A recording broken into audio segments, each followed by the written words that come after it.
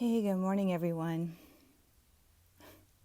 I had a really interesting confirmation for something that Father has been showing me, for the past probably close to a month now.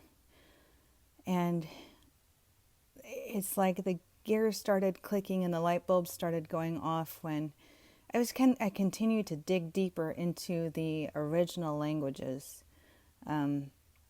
really asking Father to sharpen my reading comprehension and understanding, to give me the wisdom to understand what is truth, and to really seek out what it is that the lying pens of the scribes, as we were warned about in Jeremiah 8:8, what it was exactly that they changed or added, because there's been a whole bunch added and a whole bunch taken away from the Bible. And this volume of written word that people have turned into an idol. Okay, it cannot be questioned, but yet there is so much in it that needs to be investigated. Okay, there's even some passages where I'm like, did they put words in Yahusha's mouth? So I'm still seeking that one out too. But I'm like, okay, because Father gave us a very clear formula in order to validate and verify everything that He's given us is true. And the dictate is there has to be 2 or more witnesses. We see that in 2 books, especially in Deuteronomy and Matthew, that tells us that 2 or more witnesses, which are 2 witnesses telling us that we need to have 2 or more witnesses, right? And even Yahusha said in the book of John that if I am my own witness, then my witness is not true. Okay?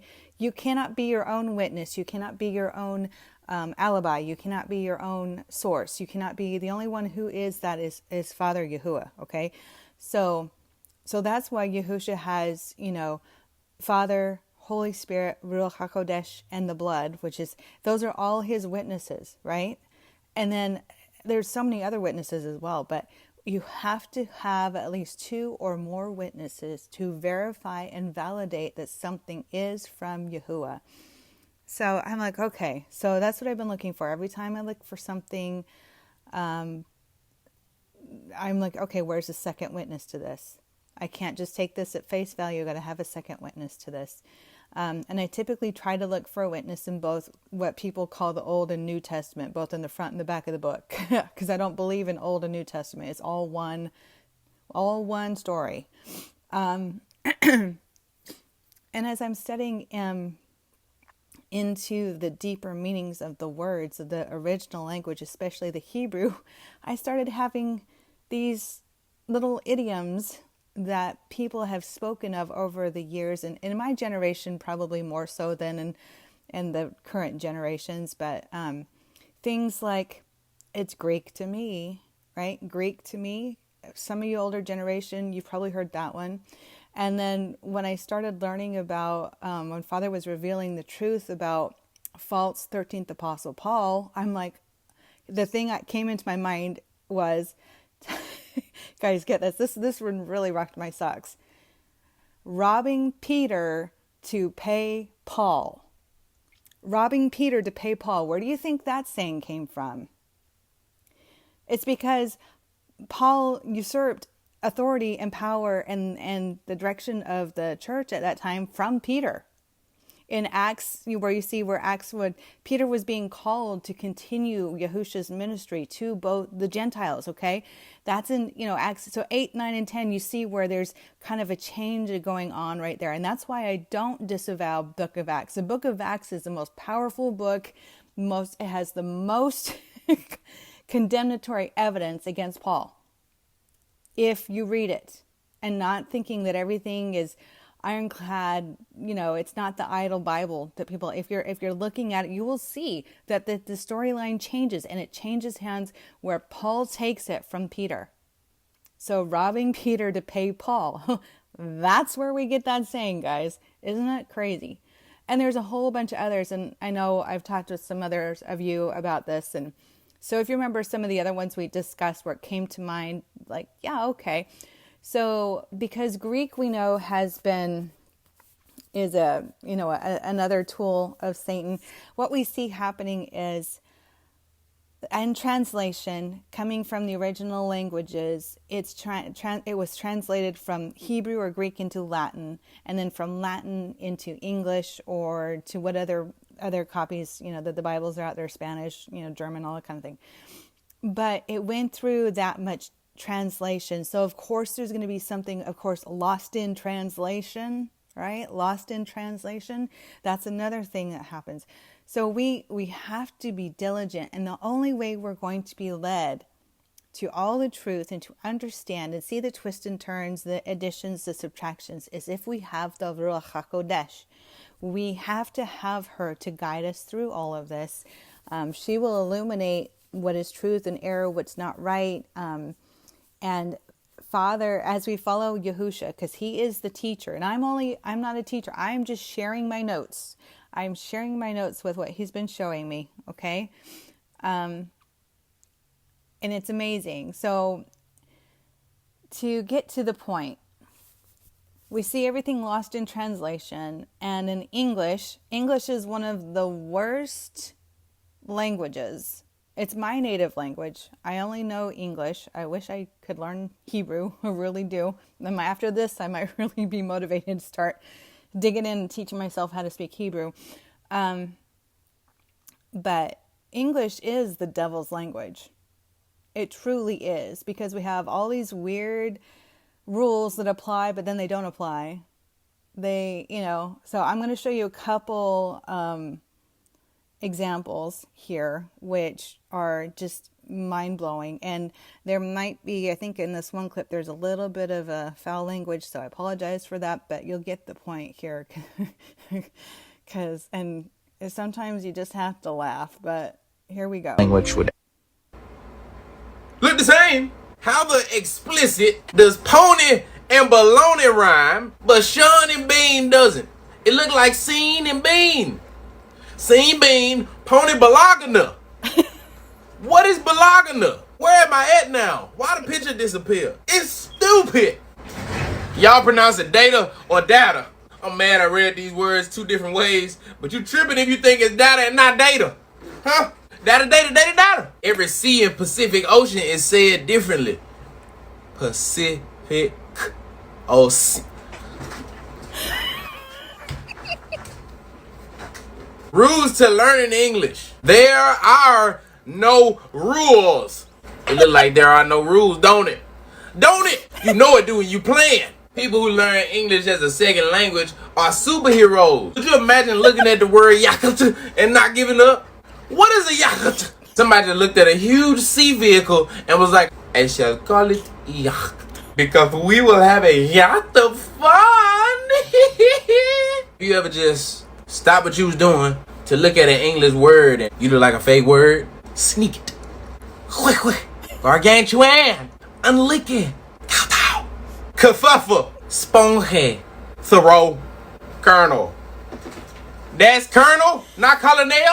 Okay, so laid is pronounced like paid, but not said. And said is pronounced like bread, but not bed. And bead is pronounced like lead, but not lead. What? I feel exactly how you feel, my brother. Ah! Imagine learning English and having somebody try to explain to you how something being shit is a bad thing, but something being knee shit is a good thing. Hey, bro, what did you think of my performance? It was shit. If you didn't like my performance, you could have just told me. I am reminded that English is a flawed language every time I am forced to use that in a sentence. Now I'm here to tell you that don't make no sense. All the good faith that I had no effect on the outcome of the sentence. Tear and tear are pronounced the same, but tear and tear are pronounced what? I'm glad English is my first language, because if I had to learn it as a second language, I'd jump off of a barrage. Minute and minute shouldn't be spelled the same. I'm not content with this content. I object to that object. I need to read what I read again. Excuse me, but there's no excuse for this. Somebody should wind this post up and throw it in the wind. It's different, but it's the same, but it's different in its own way. My head. It sucks when I read is read and not read, so I have to read. You guys, it's like, right? Okay. Okay. Oh. Here's another one, another confirmation that the English is the devil's language. And after you see this one too, I have a few more comments. Language would everyone speak? That's right, English. Did you know that English is a Germanically derived, occult-influenced language? Why do you think our language is called spelling? Other languages do not derive their vocabulary words from witchcraft terms. The words in the English language were crafted by known occultists, like Sir Francis Bacon, whom you may not have heard of, but you probably heard of his secret writing group called the Spear Shakers, or should I say Shakespeare? Yeah, William Shakespeare was not a real person. And we know that because the writing styles in his different stories are drastically different. William Shakespeare is responsible for introducing 1,700 words into our vocabulary. William Shakespeare was not a real person. He was a group of individuals ran by Sir Francis Bacon, a known occultist, who had an agenda. He had an agenda to normalize witchcraft into our everyday speech. Hello, America. Speaking of normalizing things, what do you think Hollywood is? Hollywood is the wood that witches and wizards use to craft their wands and staves out of. It's a derivative of Hollywood. Yeah, Hollywood. It's an extension of witchcraft. And to this day, it continues to craft our language even further. The Hollywood viewing point is marked with a blood drop. And people still think it's a If Satan ruled the world... Okay, so hopefully this video makes it really clear that as you are studying the Bible and as you are praying for direction and inspiration, guidance, illumination to what you're reading, be very careful not to just read it surface level. I call it 2D reading. You're reading 2D. When you read the Bible, you have to read it 4D, like 4D chess. You have to read it 4D. And you have to learn how to do it. It's not something that just comes naturally. Ask Father to teach you how to do it. Okay, dig deeper to the meaning, which also means you need to study historical and societal context back, not in the 21st century, but back when it was written. Look for the original language, especially leaning more heavily on the Hebrew versus the Greek. Okay, there are Hebrew versions of Matthew and the book of Revelation. I highly suggest you find those documents and read them that way, because then you know there's less tampering from going from Hebrew to Greek to Latin to English. You'll know that there'll be less lost in translation. Okay, because right now I am absolutely really disgusted that English is the only language I know, and this language was created by Satan and his followers to cast spells. I hate it. I want this language out of my mouth. That's how bad I am on fire about this. And I just pray that Father will give me the most pure words to use in my conversations and communications with y'all and with my brothers and sisters. I want to learn his language, to speak his language. And anyway, I thought I would just bring this to your attention because this just hits it home to me. Do not rely on English. The other thing too is polish up your reading comprehension skills, because what else he's also shown me too is the fact that there are people who are basing false doctrines off of reading comprehension errors. Oh yes, they have built complete doctrines off of cherry-picked verses and reading comprehension errors. And so it's very vital that you don't just believe anyone who says that. And I keep pointing everybody who says, thank you for what you're doing on the channel, and I appreciate that. But guys, I am not the teacher. We only have one teacher, as it says in the book of Matthew. We have one teacher, and that is Yahusha HaMashiach. Yahusha is our teacher. The Ruach HaKodesh is our illuminator. She's our guide. She will point out all of the errors and the lies, and she'll help us understand. And Father is the one that guides them both to help us understand. He's the one that's overseeing our education and our walk as we lean on him. So we need to lean on all three of them. Okay? We can't lean on our own understanding. We have to Have to rely on him like we do our next breath. Seriously, especially in these end times where it's getting darker and darker. More deception to come. The strange fire revival is continuing to spread, and pretty soon there's going to be a massive deception where the image of the beast comes to life. Basically, people are going to see and they're going to follow and they're going to believe because they'll think that they've been believing in Jesus and he's here finally. They're going to be deceived. They're going to be deceived. So keep reading, because in his word too, he tells us to seek him while he may be found. Why? Because there is another prophecy in Hosea where it talks about, no, it's Amos, my excuse me, where there's going to be a famine of the word. I think it's Amos 8 from what I remember. There's going to be a famine of his word, meaning all of a sudden you're not going to have that. You're going to only have what you filled your lamp with. Right? Those are the 5 wise virgins. They're the one who are seeking him while he can be found. We need to continually study and pray and fast and seek him every day, because there's going to be a time all of a sudden you won't be able to hear it. And right now we're seeing that in Israel.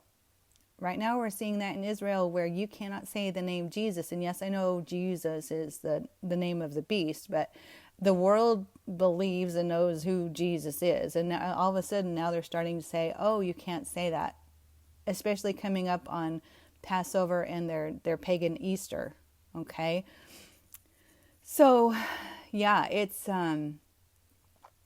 really interesting how they keep playing good cop, bad cop with people to play out the narrative, to get people to buy into this deception that's coming.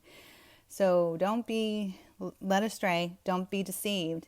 Again, get past the English, go into the root language, especially the Hebrew, and seek him for guidance. Seek him for the wisdom, because that's the only place that you're going to find it before the time is up.